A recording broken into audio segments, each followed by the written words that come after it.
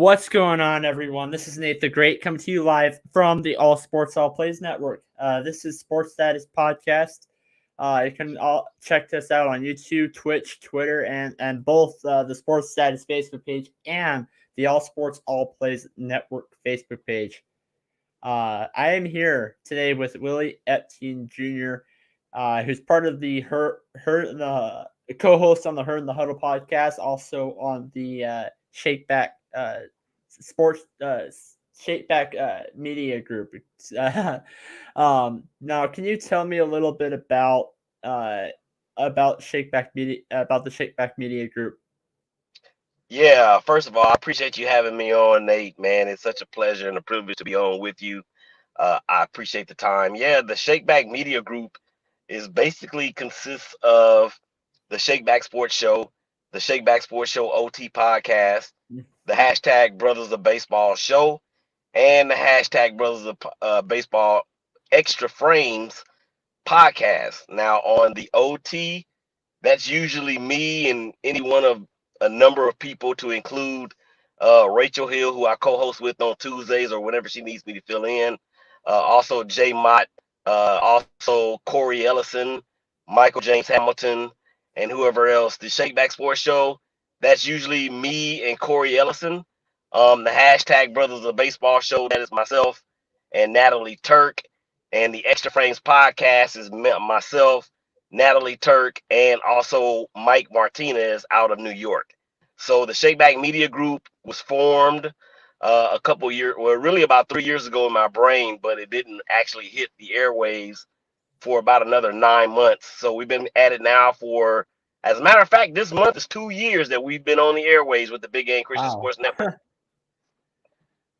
So is any of this on the same radio station, the WOBU?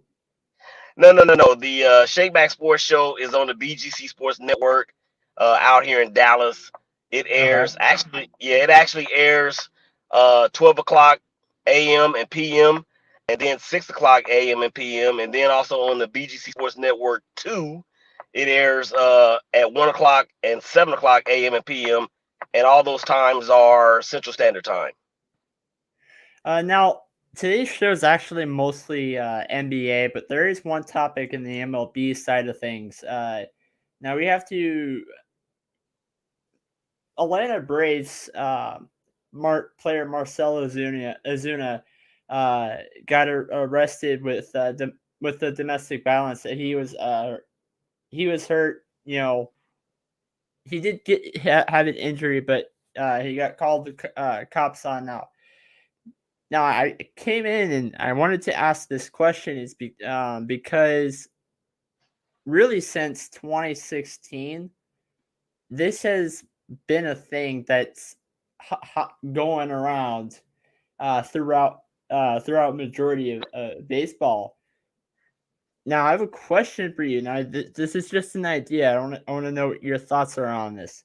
I have a Okay. question for you. So instead of suspending these players for a period of games, because that's what they've been doing, it's still going on. Would a better option be to kick them out, kick them out of MLB? No, I don't think it warrants a lifetime ban. Only if the player has multiple allegations and the Major League Baseball and its union agreed to this type of punishment a while back. And if I'm not mistaken, it's been 30 some odd players that have been suspended. It's been 30 some odd players have been suspended. But as you know, when the Major League Baseball Players Union and the league itself, whenever they're faced with these types of allegations from these players, the players don't actually have to be convicted of a crime. So just the idea or the act itself is enough to go against the conduct policy in the major leagues. So I don't think it warrants a lifetime ban after the first offense. Because if that's the case, then there probably wouldn't be any superstars playing or any stars playing for sure. But I believe that they've gotten it right in terms of the suspensions. Now, we don't know what Ozuna's going to get. A lot of people in circles and some people that I've heard from, they feel as though it should be a hefty suspension, somewhere upwards of around 50 games. And I believe that's because of the current climate that we're in. Not saying that we should ever have really accepted this type of behavior from any player or any manager or any person affiliated with any franchise. So I believe that a suspension of catastrophic almost proportions it would be warranted. So there's been a total, I'm reading the list right now. There's actually been a total of 14, not including Marcel, Okay. that have been suspended for doing this. The first one actually came in 1997. He was Will Cordero from the Boston Red Sox was suspended for 8 games, but really there hasn't been any after that until 2016. Mm-hmm. And the most that somebody's been suspended for it is 162 games the entire season. Right. And I believe that was the closer from Toronto that got traded to Houston. I can't remember what his name is. I think his last name is Ozuna. No, Uh, that's what we're talking about now. I can't think of the yeah, that's gentleman's what we're name. talking about now. Sam Yeah, Dyson. yeah. There was another guy that they got in the Blue Jays former closer. He went to Houston and he got a hefty fine and a hefty suspension as well. And Aroldis Chapman has been one that's been involved in that. Mm-hmm. Dexter Fowler from the now Los Angeles Angels of Anaheim. He's actually out for the year with a leg injury. I think he was being investigated at one point for it. So yeah, I don't think that it warrants a lifetime ban, but certainly something that's going to hit them in the pockets to make them think twice about engaging or even putting themselves in the position where this could possibly happen. Yeah, I agree with you on that. I know it was a short segment, but that's all I had on the baseball side. So my next question is, really after COVID-19, after players started to come back, we've really seen a lot of cases in round one of the NBA, where fans, like threw popcorn at throwing popcorn or throwing bottles at certain players. Now, this was an idea that was um, brought up by somebody on the ASAP network. He said, what if we have, because some of these stadiums like Colorado, like the Dallas, they're also hockey stadiums as well. What if Mm-hmm. we leave the glass up there so that it would show just for a little bit a period of time, that way it would show people as like not okay to throw bottle or throw some popcorn at players if they like get you mad or something. Yeah, I don't know if that's the right answer for the NBA, because the fan participation and being as close as they are to the court and to the players, it's something that has really been a part of that game since its inception. I don't think that would be good for the NBA. Now, of course, in football it's different, and baseball is different, and as you mentioned, in hockey it's different. But I don't think that it would be a good fit for the NBA. I think that what they're doing and what they have done in terms of suspending these fans and banning them and even putting them under arrest and possibly facing conviction is quite enough because um, basketball is way more interactive, in my opinion, than the other three major sports as far as fan participation go. And as one that has been to American Airlines Arena or Center rather down in Dallas, downtown Dallas, and as a media person and as a fan, it's just an unfortunate incidents or a series of incidents that have happened, but you don't want to really punish the entire fandom of the league for a few morons out there that get a little bit too liquored up and then they can't hold themselves. So I think the NBA has a right with swift and punishable action, and even up to and including banning people for life. Yeah. I agree with that. Um, Now there's a basketball game going on right now. It's very interesting when we're in the second quarter. The Brooklyn Nets playing the Milwaukee Bucks, and they're up 59-51. What is your prediction on this series? Um, well, these two teams are really evenly matched in terms of how they are top heavy on both sides. Of course, the Nets, you have James Harden, Kevin Durant, and Kyrie Irving. On the other side for the Bucks, Giannis Antetokounmpo, Chris Middleton, as well as Drew Holiday.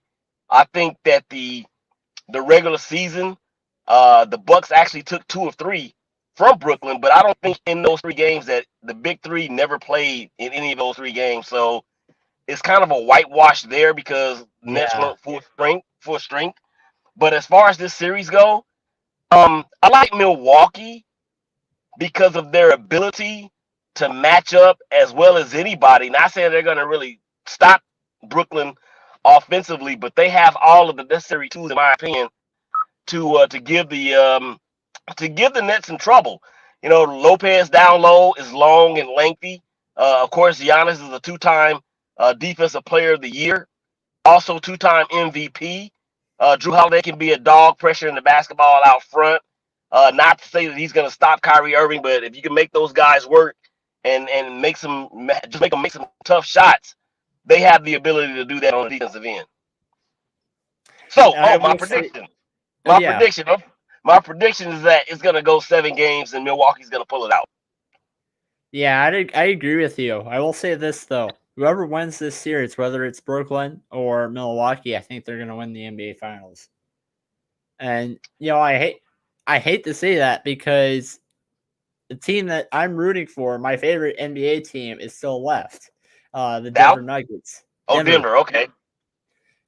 So yeah, as much as I want to say Denver's gonna win it and take it all, I don't think so. I think it's gonna either be Brooklyn or Milwaukee.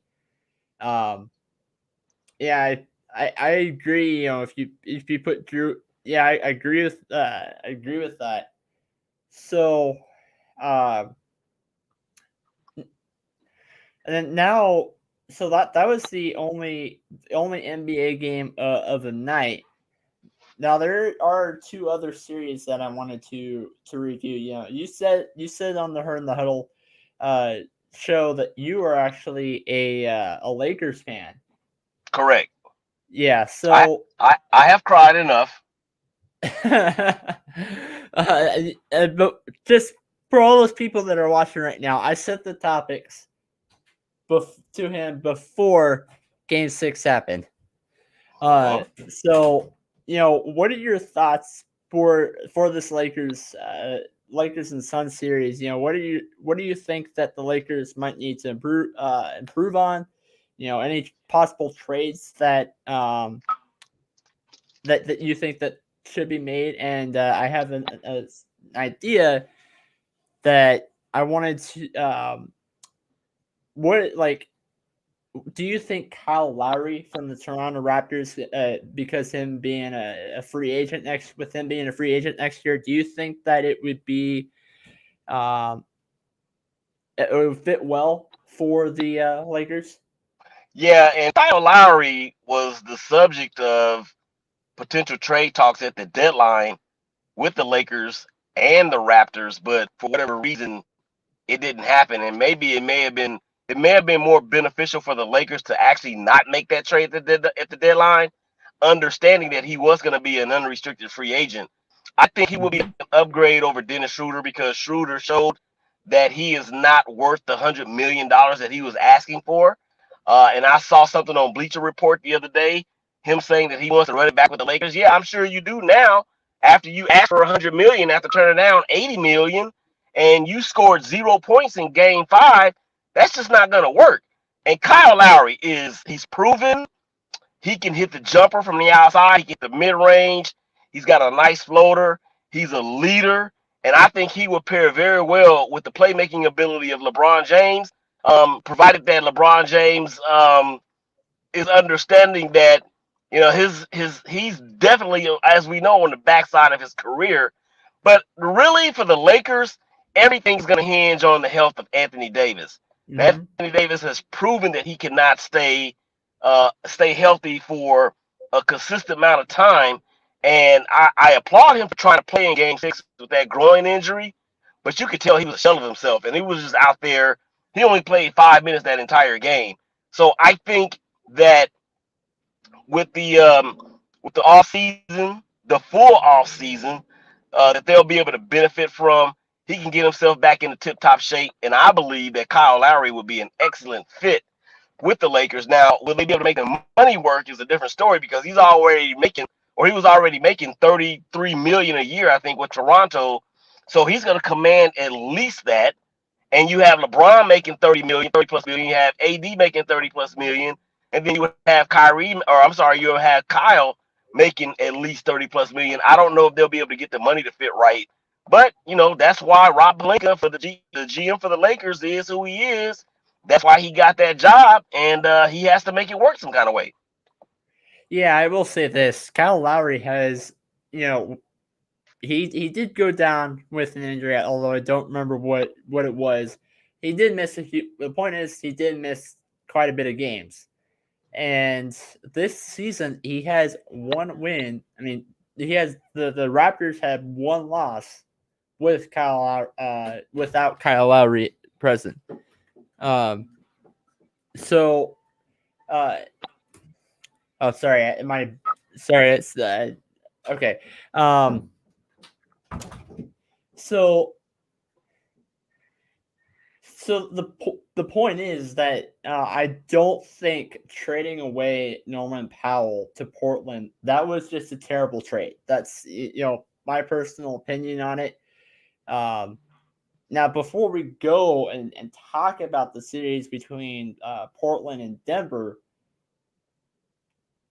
do you agree with me when I mean that trading Norman Powell to Portland Trailblazers for what they got was not really it was a terrible move? Well, I don't know how terrible it was from a fiscal and a financial standpoint because Powell was probably going to walk anyway. Toronto, they're clearly in a rebuilding mode at this point. Pascal Siakam, he is a superstar in the making, but I don't believe that they think or they thought that they would be able to hold on to him. So trading him at the deadline was just trying to make sure that they were able to recoup something, with knowing that he was going to probably leave.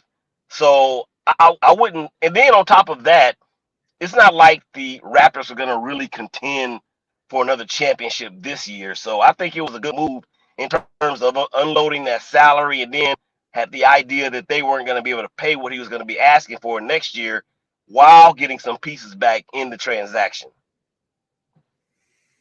I see that. Um, so the last topic of the night before we close this out, um, Portland and Denver, that easily, homer take, but as a Nuggets fan and as a sports analyst, this series was my favorite one, especially Game 5, um, Mm-hmm. where Denver won the series 4 games to 2, and Game 5 went into double overtime. Now, my personal opinion on this, I think Portland needs more help out there in the backfield. So I, to tell you the truth, I don't. Despite the tweet, I don't think Damian Lillard is going to go. Mm-hmm. But if he does, I believe that Damian Lillard will go to Miami Heat. Mm-hmm. That's where I have him landing. If he goes somewhere, which I don't think he will, um, where do you see any potential trades happening for Portland? For Portland. Yeah, Miami is an interesting destination because of what they have down there with Jimmy Butler and also with Bam Adebayo. I think adding adding Dame to that mix would be very, very helpful. Would it actually put them over the top in the East that's really loaded, especially on the top side? I having a little trouble with that. But other than that, um, New York, the Knicks have a lot of cap space going into 21-22. So he could wind up there. I would like to see him uh, in a spot where he is in a major market, or at least a somewhat major market, definitely something that's larger than Portland, so we can see him more often. Now you have to have like the NBA package or whatever it is, NBA League Pass, to see him in those late games out on the left coast. But if he goes to New York and teams up with the Knicks, with R.J. Barrett and the rookie that they got from the University of Dayton and Julius Randle, who is the most improved player this past season, in my opinion, I actually think he did secure that award. And Tom Thibodeau is a great coach. I think it would be an upgrade for him all the way around going to the Knicks, and I believe that they will have the space, enough space to make the money work. Now it just depends on what all Portland will ask for in return. I don't know what the New York Knicks draft picks capital looks like, but they're gonna want to haul back for him, and they're gonna need to do that to match up the money anyway. Now we do have a couple of comments, both from John Suggs. He says that I can see Damian Lillard going to the Lakers from the Knicks. Yeah, Lakers. I don't see the Lakers. Too much money. Will the Clippers break? Will the Clippers break the just going to be clip curse? You know what? This will be the first time in NBA history. They've already set history with every team winning on the road in a 7-game series. So you have to think whether or not they can actually pull it off, because the Mavs have had their number really in all of the games. But for some untimely missed shots in Game 6 there in the fourth quarter, and the inability to stop Kawhi Leonard. Kawhi Leonard, I mean, he scored 45 points yesterday, and they're in the I believe it was either in the late the third quarter, or maybe early in the fourth, or maybe a combination of the two. He went on a personal 13-0 run that actually gave the Clippers control, and the Mavs just couldn't hit any shots. Luka couldn't hit any shots. Hardaway Jr. couldn't hit any shots. So I'm pulling for the Mavs. I actually had picked the Mavs to go to the Western Conference Finals in my preview show way back in whenever it was. So I'm really pulling for them to get there. I love Luka Doncic. He's a great player, humble young man, easy to talk to, very, very, very down to earth. So I'm really pulling for them, and I think they're going to do it. Now we have two more comments. Again from John. He says that the Knicks, if the Knicks trade do something like this, Blazers get R.J. Barrett, Obi Toppin, Mitchell Robinson, and 2 first-round picks for Damian Lillard. And then he said something else. He said he could, for a Celtics trade, the Blazers get Jaylen Brown, Kemba Walker, Robert Williams, and a first-round pick for Damian Lillard. Yeah, Damian Lillard going to Boston, it would be kind of like where he is right now in Portland, because Kemba Walker is a smaller guard, Damian Lillard is a smaller guard. They do have Jason Tatum. I'm not sure. I mean, they'll be dynamic enough, but I don't know if they'll be big enough. There'll be liabilities, especially on the defensive end with bigger guards, particularly in the East with Jimmy Butler and others. I don't know if that would be a trade that would benefit Boston. Now, and of course, Terry Stotts in the Trailblazers mutually agreed to part ways. I believe it was on Friday. Yeah. So it looks like to me they're going to be starting anew.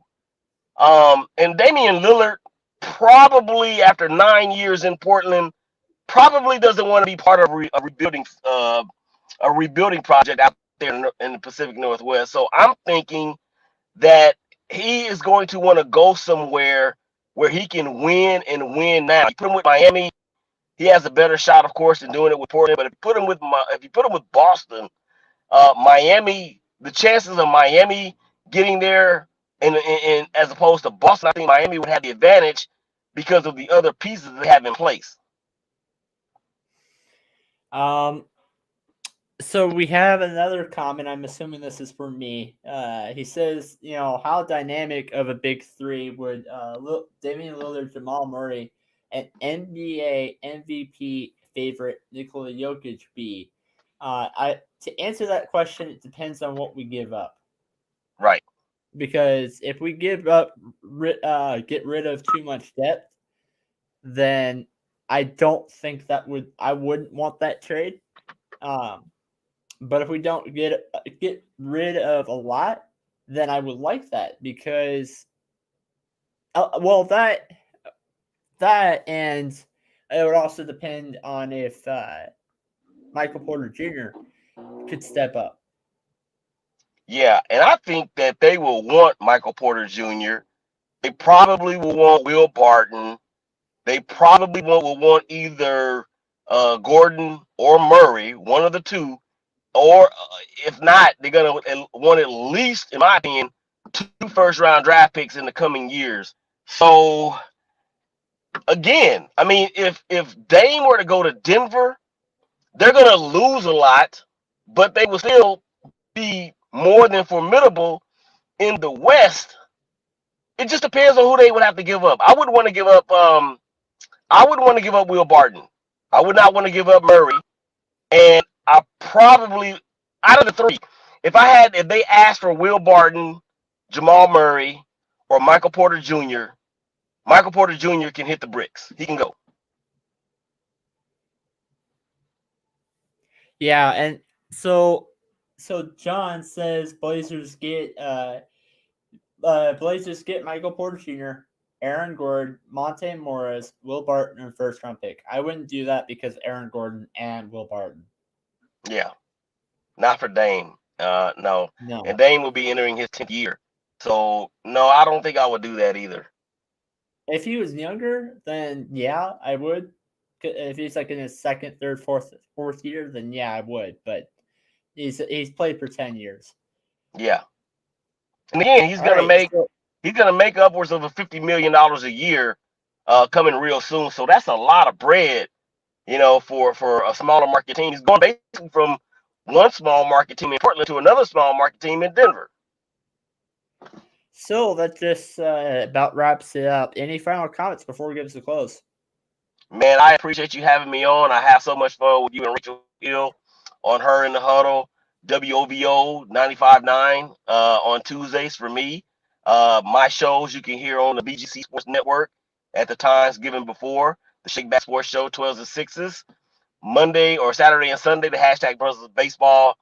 That's also on the 12s and 6s Monday through Friday. And the shows are also on all your favorite podcasting platforms as well as YouTube. You can just search hashtag Brothers of Baseball / Shakeback Sports Show on YouTube, and that's where you'll find me. Make sure you smash that subscribe button, man. We're giving away money. We're giving away gifts.